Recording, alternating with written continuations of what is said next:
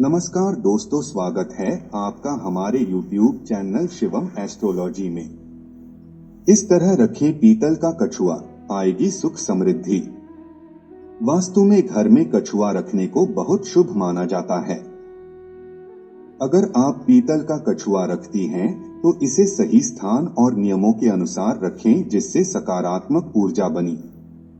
वास्तुशास्त्र एक ऐसा प्राचीन विज्ञान है जो चीजों को सही दिशा में रखने और घर से वास्तु दोषों को दूर करने में मदद करता है। ऐसा माना जाता है कि यदि घर में रखी कोई भी चीज वास्तु के नियमों का पालन करके रखी जाती है, तो सदैव सुख शांति बनी रहती है और खुशहाली आती है। वस्तुओं को ठीक स्थान पर रखना सकारात्मक ऊर्जा का कारक बन सकता है। यदि हम वास्तु की माने तो ऐसी कई चीजें हैं जिन्हें घर में रखना बहुत शुभ होता है।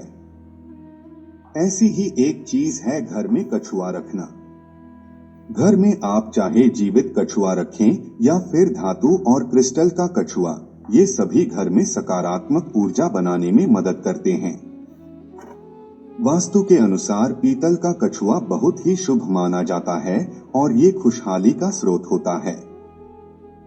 यदि हम पीतल का कछुआ घर की उत्तर या उत्तर पश्चिम दिशा में रखते हैं, तो ये घर के बाहर की सकारात्मक ऊर्जा को अपने भीतर अवशोषित करने और नकारात्मक ऊर्जा को दूर करने में मदद करता है। यह कछुआ घर में सौभाग्य लाता है। यदि आप इसे सही दिशा में रखेंगे, तो यह परिवार के सदस्यों, विशेषकर पढ़ाई करने वाले बच्चों के जीवन में शुभता और सौभाग्य को आकर्षित करता है। पीतल के कछुए को आप दक्षिण पश्चिम दिशा में भी रख सकते हैं। यदि हम घर में पीतल का कछुआ रखते हैं, तो ये आपके जीवन में शुभता को आकर्षित करता है। ये मुख्य रूप से बच्चों का ध्यान पढ़ाई में केंद्रित करने में मदद करता है। इस तरह का कछुआ बच्चों की एकाग्रता को बढ़ाता है। यदि आप स्टडी रूम में इस तरह का कछुआ रखेंगे, तो बच्चों को सफलता मिलेगी। तरह का कछुआ आपको नौकरी में भी लाभ दिलाने में मदद करता है। किस तरह रखें पीतल का कछुआ?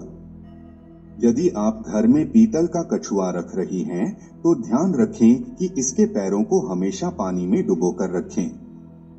एक पीतल के बर्तन में थोड़ा पानी डालें और उसमें इस तरह के कछुए को घर के भीतर की तरफ मुंह करके रखें। इस तरह से रखा गया कछुआ घर में धन को आकर्षित करता है और भावी जीवन के लिए सफलता के मार्ग खोल सकता है। आप इस तरह के कछुए को घर के मंदिर के पास भी रख सकती हैं। ध्यान रखें कि कछुए का मुंह हमेशा मंदिर की तरफ ही होना चाहिए। कछुए को पानी में रखने के लिए इस पानी को बीच में बदलते रहें। कोशिश करें कि इस पानी को आप हर दूसरे दिन बदलें और नया पानी रखें। इन धातुओं का कछुआ हो सकता है शुभ। यदि आप घर में कछुआ रख रही हैं, तो आपके लिए धातु का कछुआ शुभ होता है। वहीं कुछ विशेष धातुओं का कछुआ रखना आपके लिए अच्छा माना जाता है। आप घर में पीतल, सोना या चांदी का कछुआ रख सकती हैं। यह अनुशंसा की जाती है कि आप इसे घर की उत्तर और उत्तर पश्चिम दिशा में रखें। घर की सुख समृद्धि के लिए आप पीतल और किसी भी धातु के कछुए के अलावा क्रिस्टल का कछुआ भी घर में रख सकती हैं। क्रिस्टल के कछुए को आप घर के ईशान कोण में रखें तो आपके लिए सबसे ज्यादा लाभकारी होता है। वहीं कुछ वास्तु नियमों के अनुसार आप घर में जीवित कछुआ भी रख सकते हैं। अगर आप वास्तु के नियमों के अनुसार सही जगह पर पीतल का कछुआ रखती हैं, तो आपके घर में हमेशा खुशहाली बनी रहती है। हिंदू पौराणिक कथाओं, शास्त्रों और वास्तु शास्त्र के अनुसार घर में जिंदा कछुआ रखना बहुत शुभ माना जाता है। कछुआ एक ऐसा जीव है जो बहुत भाग्यशाली माना जाता है। ऐसा कहा जाता है कि वो घर में प्रचुरता और धन की समृद्धि को दिखाता है। भगवान विष्णु के एक अवतार के रूप में कछुए की पूजा की जाती है।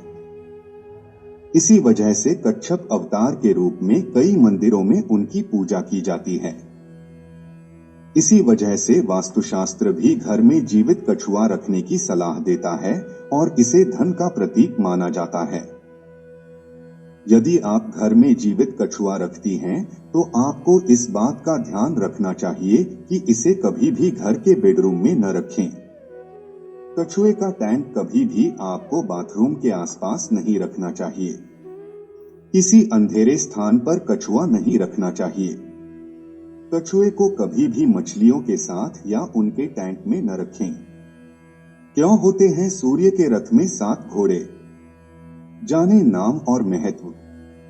सूर्य के रथ में 7 घोड़ों का वर्णन मिलता है। इन 7 घोड़ों का आपके जीवन से गहरा नाता होता है। आइए जानते हैं कैसे। भगवान सूर्य के रथ में लगे जिन 7 घोड़ों का वर्णन शास्त्रों में मिलता है, उनके नाम हैं गायत्री, भ्राति, उसनिक, जगती, त्रिस्तप, अनुस्तप और पंक्ति। शास्त्रों के अनुसार सूर्य के ये 7 घोड़े सप्ताह के 7 दिनों को दर्शाते हैं। इसके अलावा 7 घोड़ों का संबंध 7 रंगों से सजे इंद्रधनुष से भी है। सूर्य की किरणों में 7 तरह की रोशनी पाई जाती है और उन्हीं 7 रोशनी शुभ प्रभाव को दर्शाते हैं ये 7 घोड़े। शास्त्रों में इन घोड़ों का विवरण बेहद सुंदर रूप में बताया गया है, जिसके अनुसार सूर्य देव के 7 घोड़े विशाल और मजबूत हैं। इन घोड़ों की लगाम अरुण देव के हाथों में है और वही सूर्य देव का रथ चलाते हैं। सूर्य देव के रथ की बात की जाए तो उनके रथ में मात्र एक पहिया है जो 1 साल को दर्शाता है और पहिए में लगी 12 तीलियां 1 वर्ष के 12 महीनों को दिखलाते हैं। सूर्य देव के 7 घोड़े जीवन की 7 सीख सिखाते हैं। इसके अलावा वास्तु में इन्हें तरक्की का सूचक माना जाता है। मान्यता है कि घर में सूर्य देव के 7 घोड़ों के साथ वाली तस्वीर लगाने से रुका हुआ काम बनने लग जाता है। व्यक्ति में साहस, समझदारी, धैर्य, बुद्धि, आध्यात्म, प्रेमानंद, ज्ञान, पवित्रता आदि गुणों का संचार होता है और उसके माध्यम से व्यक्ति जीवन में हर क्षेत्र में सफलता पाता है। इन आदतों से व्यक्ति को लगता है गरुड़ दोष, हो जाता है कंगाल। आज हम आपको कुछ आदतें बताने जा रहे हैं जो अगर व्यक्ति में हो तो गरुड़ दोष लगता है, जिससे कंगाली उत्पन्न होने लगती है। पाठ पूजा जीवन शैली का एक अभिन्न अंग माना जाता है। ऐसे में जो लोग पाठ पूजा करते हैं और फिर किसी के साथ गलत करने का विचार मन में लाते हैं, उन्हें निश्चित तौर पर गरुड़ दोष लगता है। जो लोग किसी और को भगवान के नाम पर डराते हैं या पाठ पूजा किसी दूसरे व्यक्ति के अनिष्ट की कामना के साथ करते हैं, उसके घर में हमेशा दरिद्रता बनी रहती है। अहंकार से घिरे रहना। जो लोग किसी भी प्रकार का अहंकार मन में लाते हैं या उस अहंकार में डूबकर किसी अन्य का तिरस्कार करते हैं, उन्हें गरुड़ दोष लगता है। पैसों को लेकर, पूजा पाठ को लेकर, सुंदरता को लेकर या किसी भी प्रकार का अहंकार व्यक्ति के पतन का कारण बनता है। गरुड़ दोष के कारण उस व्यक्ति के जीवन में घोर अंधेरा छा जाता है और उसका भविष्य बर्बादी की डगर पर आगे बढ़ता है। किसी को दान न देना। अगर कोई व्यक्ति सक्षम है लेकिन उसके बाद भी किसी और की मदद करने में आनाकानी करता है, तो उसे गरुड़ दोष लगता है।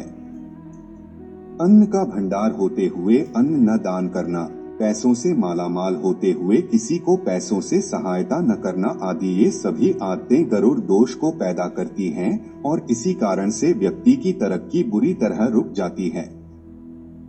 अगर कोई व्यक्ति किसी के प्रति दुर्भावना रखता है और अकारण ही किसी का अहित करने की सोचता है, तो यह एक पाप है जो गरुड़ दोष को पैदा करता है। किसी के प्रति षड्यंत्र रचना या किसी को अपमानित करते रहना या किसी से कड़वे शब्द कहना भी गरुड़ दोष के अंतर्गत आता है। इस दोष के कारण भगवान विष्णु की कृपा कभी नहीं मिलती।